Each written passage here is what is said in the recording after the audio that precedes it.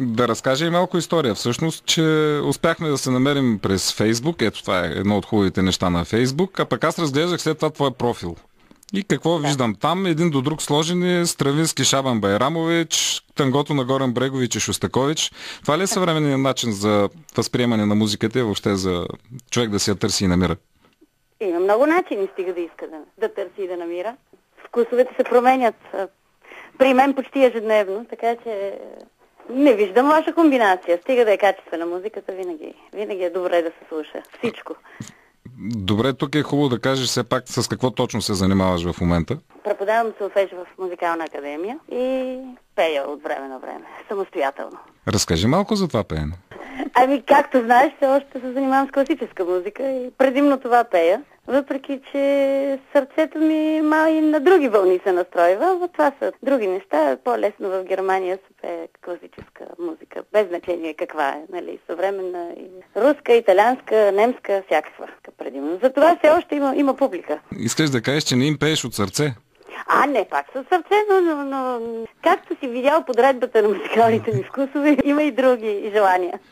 Сигурно ще му дойде времето и това да си попееш, пък и то не е казано, че трябва да бъде точно пред голяма публика и в зала, и с едни такива тапицирани столове, Нали? и с оркестрина и такива неща. Да. Когато ти разглеждах профила, защото връзката, както казах, беше предимно чрез него, забелязах една много сериозна сръбска връзка. Или това е едно от заблудите на Фейсбук? Ами, вероятно да, случайно такава вълна явно си оцелил.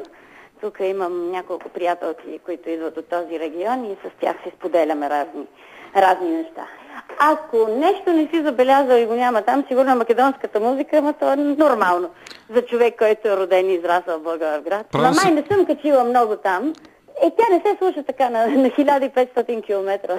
Добре. Да, специално като за тебе мислех да направя едно нещо, дето се казва Молто Балканико кон Пиперо Маке. Чудесно. Кога ще бъде това? Кога да очаквам? Сега го започваме и оттам нататък всеки път, когато кажеш, имаш. Само няма да го казваш на немски. Трудно. Има неща, които трудно се превеждат. Пак така, от тези много години назад си била на много места. Срещала си страшно много хора. Все още срещам, слава Богу. Да те запитам, личат ли си балканците по нещо? Да. По-особена душевност, по-открити, по-любознателни, поне тези, които съм срещала извън България. Срещала съм много интересни хора, наистина. Не само, разбира се, не само балкански, всякакви. Но има нещо, може би, даже не мога да кажа, че точно балканска, може по-скоро славянска черта, която е по-особена. Надушваме се отдалеко с подобни хора, не знам по каква причина. И не се опитваш и да я мислиш даже? Не. Има неща, които стават или не стават. И както ти вчера каза, нали, че се чуваме за пръв път от 25 години, а си говорим като че ли сме се виждали миналата седмица или по-миналата.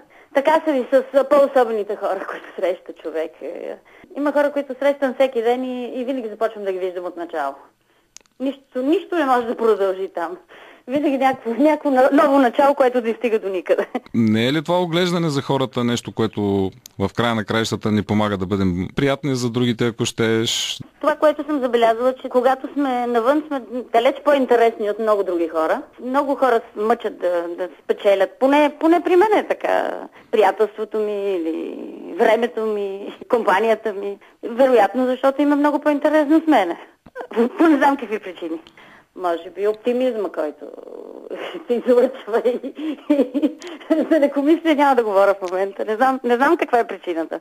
Я ти кажи какво мислиш по въпроса. Всъщност от тук погледнато изглежда, че като излезем малко, особено от Татък Драгоман, както е казал Панчо Владигеров на времето, освен че се сравняваме с тях по техните стандарти, ние успяваме и да се надушим помежду си пък по-нашенски. Да. По-лесното преодоляване на границите някак си като че не е приоритет. Имам един много сладък пример за това как се надушваме. В къщи сме 5 човека, като всички говорят немски. 3 малки деца или вече не толкова малки. Но една жена се обадила и казала на немски, че иска да говори с мен.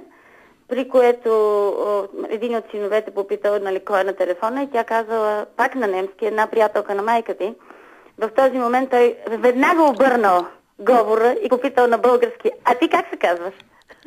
просто решил, че не може германка изведнъж да се обяви за моя приятелка. При условие, че живее постоянно с германци, нали? Но мига, в който те чули, че е приятелка на майка, им казали, а как се казваш? Все пак ти живееш също, явно ти е писано да живееш близо до граници. Това ми е съдбата, да. Коя граница се преминава по-трудно? Тази, примерно, между Германия и Франция или тази между, да речем, България и Гърция? Имам предвид чисто в човешки план. Аз мисля, че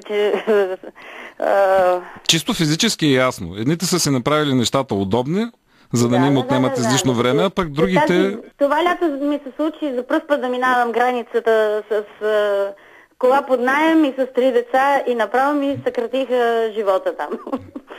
Много сложно беше. Докато тук въобще няма такова понятие граници, не съществува.